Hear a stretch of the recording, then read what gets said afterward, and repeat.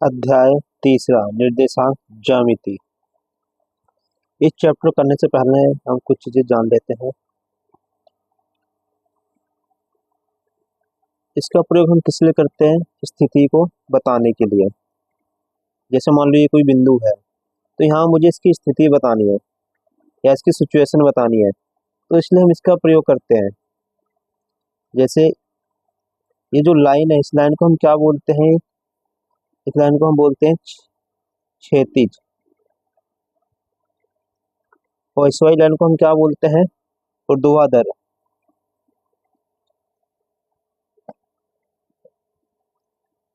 और ये जो लाइन है इसे हम क्या बोलेंगे? एक्स और वाई।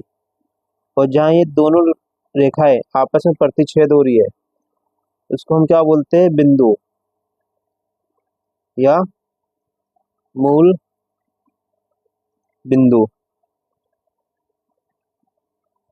यहाँ तक कि हम इसे केंद्र भी बोल सकते हैं, केंद्र। और इसको हम क्या बोलते हैं? इधर वाले को माइनस एक्स। अब देखना, ये जो हमारा ये पहला भाग बनता है, इसको हम क्या बोलते हैं? प्रथम चतुर्थांश। इस वाले को हम क्या बोलते हैं? द्वितीय चतुर्थांश। और तीसरे वाले को हम क्या बोलते हैं? तृतीय चतुर्थांश। तो इसको हम क्या बोलते हैं? चौथे वाले को, चौथा जो भाग बनता है इसको बोलते हैं हम चौथा चतुर्थांश।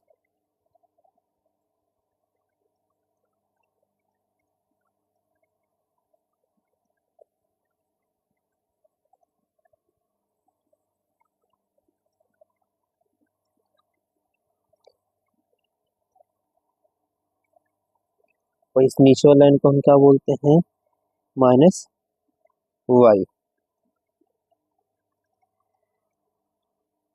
इतना हमें पता होना चाहिए। जैसे मान लो अगर हमें इसकी स्थिति बतानी है 2,3, तो यहाँ मैं नाम दे देता हूँ कुछ, 1 2 3, 1 -1 -2 -3 -1 -2 -3 +1 +2 +3। मुझे क्या करना है? 2,3।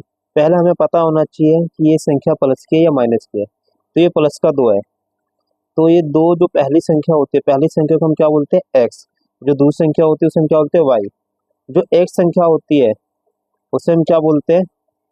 भुज। और वाई को हम क्या बोलते हैं? कोटि। ये हमें पता होना चाहिए। तो हम देखेंगे पहले दो कहाँ है, दो यहाँ है, और वाई पर 3 प्लस का कहाँ है? यहाँ। तो 2,3। तो यहाँ हमारा ये बिंदु बनेगा, कौन सा बन जाएगा? 2,3। ऐसे हमें क्या करना है? इसके अंदर दर्शाना है, और ये हमें पता भी होना चाहिए। और जो प्रथम चतुर्थांश में जो बनता है वो प्लस प्लस बनता है। उसमें कौन सा बनता है? Minus coma plus. उससे बनता है माइनस कोमा माइनस। इससे बनेगा माइनस, तो बनेगा प्लस कोमा माइनस। ये हमें पता होना चाहिए कौन से चतुर्थांश में कौन सा निर्देशांक बनेगा। तो प्रथम चतुर्थांश में प्लस और प्लस बनता है।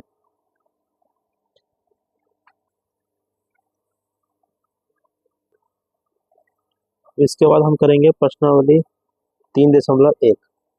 इसका पहला क्वेश्चन हम देखते हैं क्या दिया है हमें।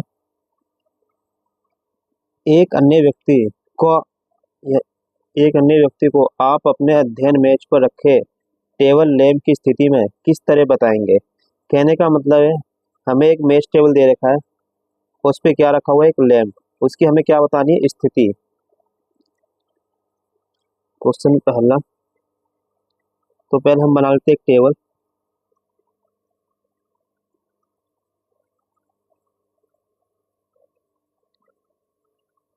एक यह टेबल, और एक यहाँ हमें एक बिंदु दे रखा है। ये बिंदु क्या है? एक लैंप है, ये बिंदु हमें क्या दे रखा है, लैंप दे रखा है। तो हमें यहाँ इसकी क्या बतानी है, स्थिति बतानी है। तो हमें पता है ये बिंदु के दाएं तरफ एक लाइन दे रखा, और यहाँ हम क्या बैठे हैं, सामने बैठे हैं। यहाँ कौन बैठा है, आप बैठे हैं। तो हमें ये इसकी स्थिति बतानी है। ये क्या हो जाएंगे एक्स, तो ये क्या हो जाएंगे वाई। अगर मैं यहाँ से मान लेता हूँ ये कितनी दूरी है एक्स, अगर मैं इसे मानता हूँ 4 और इसे मान लेता हूँ मैं 8, तो क्या बन जाएगी 4,8।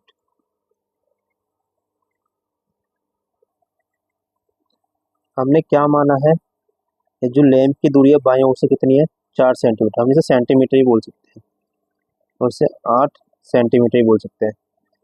और ये जहाँ हम बैठे हैं वहाँ से इसकी दूरी कितनी है, 8 सेंटीमीटर। तो हम लिख सकते हैं कि माना लैंप की बाएं बाएं ओर की दूरी 4 सेंटीमीटर, और जहाँ बैठे वहाँ वहाँ से दूरी 8 सेंटीमीटर है। तो निर्देशांक क्या हो जाएगा, 4,8। क्वेश्चन दूसरा, एक सड़क योजना एक नगर के दो मुख्य सड़कें जो नगर के केंद्र पर मिलती है, और ये दो सड़कें उत्तर से दक्षिण की दिशा और पूर्व से पश्चिम की दिशा में है, और नगर की अन्य सभी सड़कें इन मुख्य सड़कों के समांतर परस्पर 200 मीटर की दूरी पर है।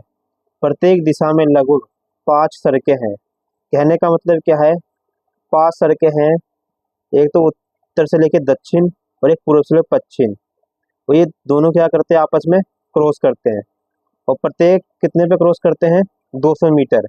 मतलब 1 सेंटीमीटर में कितने हैं, 200 मीटर का पैमाना लेकर आप अपनी नोटबुक में नगर का एक मॉडल बनाइए। तो इसको करते हैं, इस क्वेश्चन को पहला में एक लाइन खींच लेते हैं।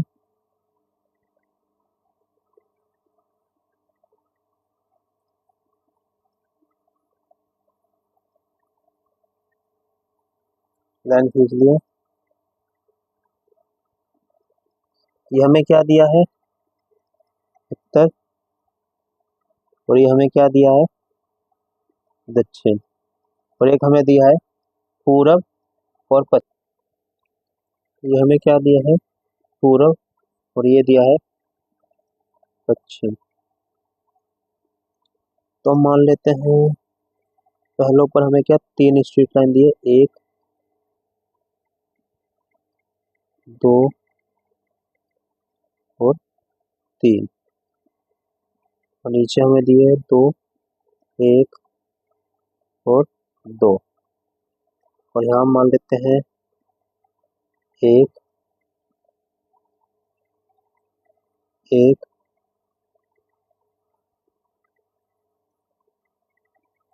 और यहाँ मान लेते हैं 2 और 3 4 और 5।